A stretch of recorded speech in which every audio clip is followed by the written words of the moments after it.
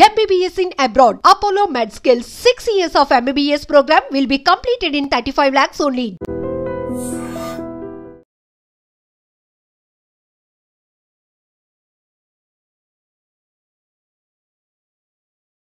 Welcome to iDream channel. This is Pavan. Gadwal జిల్లాలో అయితే దారుణం చోటు చేసుకుంది. పెళ్ళైన నెల రోజులకి అతి కిరాతకంగా చంపబడ్డ నవవధుడు. దీనికి కారణం అక్రమ సంబంధం అనే చెప్తున్నారు.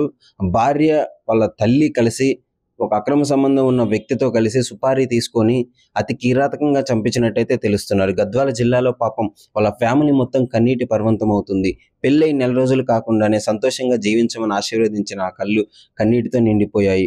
అసలు ఏం జరిగింది అని వివరాల్లోకి వెళ్తే, తేజేశ్వర్ అనే అతనికి దాదాపు పోయిన నెల ఫిబ్రవరిలోనే పెళ్లి నిశ్చయించారు పెద్దలు. ఒక ఐశ్వర్య అనే అమ్మాయితో. ఆమె కర్నూలుకి చెందిన వాసి. సో వీళ్ళిద్దరికి పెళ్లి నిర్ణయించిన తర్వాత ఇద్దరు మాట్లాడుకోవడం జరిగింది. నిశ్చితార్థంకు ముందే వాళ్ళలో చిన్న డిస్టర్బెన్సెస్ రావడము, పెళ్లి ఆగిపోవడం జరిగింది. పెళ్లి ఆగిపోయిన తర్వాత ఎవరి దారిన వాళ్ళు ఉండొచ్చు, ఎవరైనా విడివిడిగా పెళ్లి చేసుకోవచ్చు అని చెప్పేసి అయితే చెప్పారు. పోలీసు వాళ్ళ దగ్గర నుంచి అంటే పెద్దలు నిశ్చయిస్తారు కదా, పెద్దలందరూ కూర్చొని పెద్దల సమక్షంలో ఈ విధంగా ఇద్దరు పెళ్లి చెడిపోవడంతో, పెద్దలు నిశ్చయించిన పెళ్లి కాబట్టి వాళ్ళందరూ కూర్చోబెట్టి మీరెవరైనా పెళ్లి చేసుకోవచ్చు అని అమ్మాయికి అబ్బాయికి ఇద్దరికి చెప్పడం జరిగింది. సో వీళ్ళిద్దరికి క్యాన్సిల్ అయిపోయిన తర్వాత మళ్ళీ ఆ అమ్మాయి ఇతనికి ఫోన్ చేయడము, ఐశ్వర్య అనే అమ్మాయి తేజేశ్వర్కి ఫోన్ చేయడము, మళ్ళీ తేజేశ్వర్ అనే వ్యక్తి గద్వాల నుంచి కర్నూలుకి ప్రతిసారి రెగ్యులర్గా వెళ్ళడము, వాళ్ళ ఫ్యామిలీతో కలవడము, ఐశ్వర్యతో తిరగడము చేస్తుంటే అక్కడ తేజేశ్వర్ని గమనించిన వాళ్ళు ఇలా చేస్తున్నాడు మీ కొడుకు అని చెప్పేసి వాళ్ళ ఫ్యామిలీకి ఇన్ఫార్మ్ చేయడం జరిగింది. సో వాళ్ళ ఫ్యామిలీలో మళ్ళీ గొడవ స్టార్ట్ అయింది. ఎందుకు నువ్వు క్యాన్సిల్ అయిపోయిన తర్వాత మళ్ళీ ఆమెతో తిరుగుతున్నావు అని చెప్పిన తర్వాత, నేను చేసుకుంటే ఆ అమ్మాయినే చేసుకుంటాను, నేను ఇంకెవరిని చేసుకోను అని చెప్పేసి ఫ్యామిలీలో గొడవ కావడంతో ఫ్యామిలీ చేసేది ఏం లేక పాపం పెళ్లికి అయితే ఒప్పుకోవడం జరిగింది. సో పెళ్లి ఒప్పుకిచ్చుకున్న తర్వాత మే 18 అయితే పెళ్లి చేసుకోవడం జరిగింది. సో ఇప్పుడు అబ్బాయి వాళ్ళ ఫ్యామిలీకి అయితే ఈ పెళ్లి అసలు ఇష్టం లేదు అనే చెప్తున్నారు. బట్ అమ్మాయి వాళ్ళ ఫోర్స్ వల్ల ఒప్పుకోవడం జరిగింది అని అంటున్నారు. సో అయితే పెళ్ళైన తర్వాత పెళ్ళైన నెల రోజులు కూడా కాలేదు, కర్నూలు జిల్లా పాణ్యం ప్రాంతంలో అయితే డెడ్ బాడీని దొరకడం జరిగింది. దాదాపు 5 రోజులు ఇంట్లో నుంచి మిస్ అయ్యాడు తేజేశ్వర్ అనే వ్యక్తి. అసలు మిస్ అయిన తర్వాత పోలీస్ కంప్లైంట్ ఇచ్చారు. గద్వాల్లో పోలీస్ కంప్లైంట్ ఇచ్చిన తర్వాత వెతకడం స్టార్ట్ చేశారు. అయితే గద్వాల్లో మిస్ అయిన వ్యక్తి కర్నూలులో పాణ్యంలో శవమై కనిపించాడు. సో ఈ విధంగా అట్లా కనిపించడంతో ఆ అమ్మాయి మీద కూడా డౌట్ వచ్చింది. పోలీస్ వాళ్ళు ఎంక్వైరీ ప్రాసెస్లో తెలిసింది ఏంటంటే, సుపారీ ఇచ్చారు. ఎవరు? ఐశ్వర్య వాళ్ళ మదర్కి గవర్నమెంట్ ఆఫీసర్ అంట, ఆయన బ్యాంక్ ఎంప్లాయీ అంట, ఆయనతో అక్రమ సంబంధం ఉంది అంట. వాళ్ళిద్దరూ కలిసి సుపారీ తీసుకొని సుపారీ ఇచ్చి ఆయన చంపించడం జరిగింది. సుపారీ తీసుకున్న వ్యక్తులైతే ఇప్పుడు అదృశ్యమయ్యారు. సో పరారీలో ఉన్నారు. కానీ వీళ్ళని ఎంక్వైరీ చేస్తే మాత్రం ఇదే తెలుస్తుంది. మరి దీని కారణాలు ఏంటి అనేసి ఇంకా తెలియాల్సి ఉంది. ఈ అక్రమ సంబంధం అనే ఇష్యూ ఈ విధంగానే దీనివల్లనే జరిగిందా, లేదు అంటే మృతుడు తేజేశ్వర్ ఎవరైతే ఉన్నారో ఆయన సర్వేయర్ అనమాట. సో సర్వేయర్ దానికి సంబంధించిన ఏమన్నా వివరాలు ఏమన్నా తెలియాల్సి ఉంది. ఏమన్నా పాత కక్షలు ఉన్నాయని తెలియాల్సి ఉంది. కానీ రీజన్ ఏదైనా కానీ సొంత భార్య నెల రోజులు కూడా కాలేదు అతి కిరాతకంగా చంపించడం జరిగింది. వాళ్ళ ఫ్యామిలీ మెంబర్స్ కూడా ఇష్టం లేదు. గతంలో కూడా గొడవలు జరిగాయి.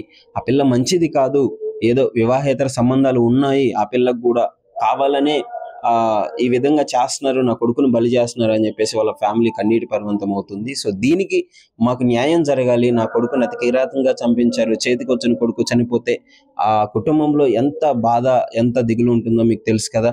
అంటే కన్న తల్లి తండ్రి, అలా ఒక బ్రదర్ కూడా ఉన్నాడు, ఈయన చిన్న వ్యక్తి.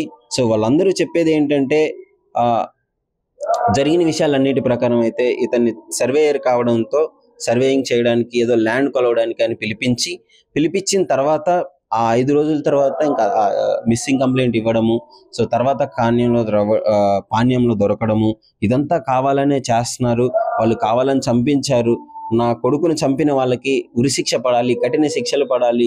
వాళ్ళు నా కొడుకునైతే ఏ విధంగా చనిపోయాడో వాళ్ళు కూడా అదే విధంగా చనిపోవాలని చెప్పేసి ఫ్యామిలీ మొత్తం కన్నీటి పర్వంతం అవుతుంది. ఈ మధ్య కాలంలో కూడా అక్రమ సంబంధాలు అనేవి ఎంత నీచానికి దొరిగడుతున్నాయంటే, నీకు ఒక పెళ్లి నీకు ఇష్టమైనప్పుడు చేసుకోవాలి, ఇష్టం లేనప్పుడు చేసుకోకుండా ఉండాలి. నువ్వు పెళ్లి చేసుకొని పాపం అన్యం పుణ్యం తిరిగని భర్తల్ని అతి కిరాతకంగా చంపుతున్నారు. ఈ కేసు ఇప్పుడే కాదు, గతంలో 2 నెలల నుంచి మనం రెగ్యులర్గా వింటూనే ఉన్నాము ఇలాంటి కేసులన్నీ. సో అంటే వీళ్ళకి అస్సలు భయం లేదు, చట్టం అంటే భయం లేదు, ఏం జరుగుతుందన్న భయం లేదు.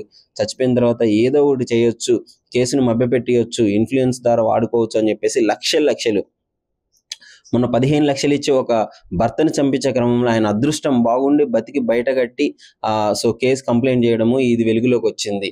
ఒకవేళ అదే ఆయన బతకాలని రాసి పెట్టిపోతే 15 లక్షలకి చనిపోయేవాడు. అంటే ఒక ప్రాణం ఖరీదు 15 లక్షలు, 10 లక్షలు, 5 లక్షలు ఇట్లా సుపారీ తీసుకొని చాలా మంది ఈ రౌడీ మూకలు అయితే మర్డర్లు చేయడం జరుగుతుంది. వీళ్ళని కూడా అరికట్టే ప్రయత్నం అయితే చేయాలి గవర్నమెంట్ వాళ్ళు. సో ఇప్పుడు ఈ ఐశ్వర్య వాళ్ళ మదరు అలాగే ఆ బ్యాంక్ ఎంప్లాయ్ ఎవరైతే ఉన్నారో వీళ్ళు ముగ్గురు అయితే ముఖ్య నిందితులుగా ఉన్నారు. A1, A2, A3గా ఉన్నారైతే తెలుస్తుంది. సో వివరాల్లోకి వెళ్తే మరి ఇన్వెస్టిగేషన్ ప్రకారం ఇప్పుడు మనకి ఈ వివరాలన్నీ ప్రైమరీ ఇన్వెస్టిగేషన్ ద్వారానే అయితే తెలిసాయి. సో ఇంకా ముందుకు వెళ్తే అసలు ఏంటి, అసలు ఎవరు చేశారు, ఎవరు చేపించారు, ఏంటి రీజన్ ఏంటి అనే విషయాలన్నీ తెలియాల్సి ఉంది. సో ముఖ్యంగా ఈ విధంగా చేసిన వాళ్ళకైతే కఠిన శిక్షలు పడాలి అని చెప్పేసి అయితే సమాజం కూడా కోరుకుంటుంది. ఎందుకంటే ఇది ఒకళ్ళు చేయడం వల్ల ఒకళ్ళకి ఇన్స్పిరేషన్ అయ్యి ఇంకో చాలా మంది ఈ విధంగానే మర్డర్లు చేస్తున్నారు, నాకు శిక్ష పడదులే అనే ధైర్యంతో. సో వీళ్ళు చేసిన తప్పుకి శిక్ష పడాలి. ఆ శిక్షని మీడియాలో మనం చూపించినప్పుడే చూసి ఇంకా చేయాలన్న ఆలోచన ఉన్న వాళ్ళకి భయం అవుతుందని చెప్పేసి ఆ విధంగా చెప్తున్నారు. సో ఏదున్నా సరే పెళ్లి చేసుకొని 4 రోజులు కాకుండానే విగత జీవిగా భర్త అయితే రావడం జరిగింది. దీనికి కారణం అక్రమ సంబంధం. సో ఈ విధంగా అక్రమ సంబంధాల వల్లనే ఇలాంటి ఇన్సిడెంట్లు ఈ రోజుకి చాలా జరుగుతున్నాయి. సో వీటిని అరికట్టే ప్రయత్నం చేయాలి. సో ఆలోచించి వ్యవహరించాలి. పెళ్ళంటే ఇష్టం లేకపోతే అసలు చేసుకోకుండా ఉండాలి, లేదా ప్రేమించిన వ్యక్తితో లేచిపోయే ప్రయత్నం అయితే చేయాలి. బయటికి వెళ్ళిపోయాలి డివోర్స్ తీసుకొని. సో నువ్వు డివోర్స్ తీసుకుండా కావాలని ఈ విధంగా భర్తలను చంపితే అది చట్టరీత్యా చాలా నేరం. దీనికి తగిన శిక్షలు కూడా అనుభవించాల్సి వస్తుంది. నిజంగా ప్రస్తుతం ఉన్నటువంటి సమాజం దేనికి ప్రయారిటీ ఇస్తుంది? ఆర్థిక సంబంధాల చుట్టూ మాత్రమే తిరుగుతుంది. మళ్ళీ ఎన్నికలంగానే చాలా విరక్తి కలుగుతాను. మంచి అనిపిస్తుంది కదా, లేడీస్ కూడా ఛాలెంజింగ్ జాబ్స్ చేసినప్పుడు చాలా బాగుంటది. ట్రాఫిక్ అసిస్టెంట్స్ గా నియమించిన ట్రాన్స్జెండర్స్ అందరితో సాల్యూట్ చేయించుకుంటున్నారు. ఫుడ్ డెలివరీ ఇవ్వటానికి వెళ్ళినటువంటి డెలివరీ బాయ్ అనిల్ పై కళ్ళ ముందు పెళ్ళండి